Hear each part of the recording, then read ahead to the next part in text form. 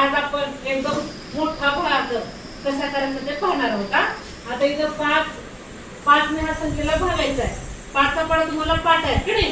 इथं 5चा पाडा लिहिलाय बघा. आता 5च्या पाड्यात 8 पेक्षा लहान संख्या कोणती आहे? 5. मग 5 1 5. 8 मधून 5 गेले 3. वरचे घेतले 7. किती झाले? 37. आता 5च्या पाड्यात 37 पेक्षा लहान संख्या कोणती आहे? 5 7 35. 7 मधून 5 गेले 2. 3 मधून 3 गेले 0. आता वरचे घेतले 6. 26 झालं का नाही. आता 5च्या पाड्यात 26 आहे का? लहान संख्या कोणती आहे? 5 5 25.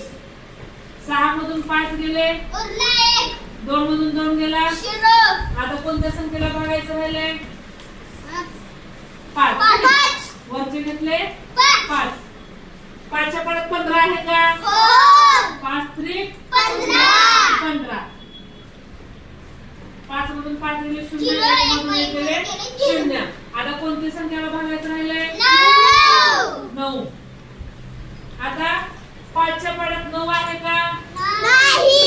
नाही. मग लहान संख्या कोणती आहे? 5. 9 मधून 5 गेले 4. वरची कशाला भागायचं राहिले? 4. किती झाले? आता 5च्या पाड्यात 44 पेक्षा लहान संख्या 40.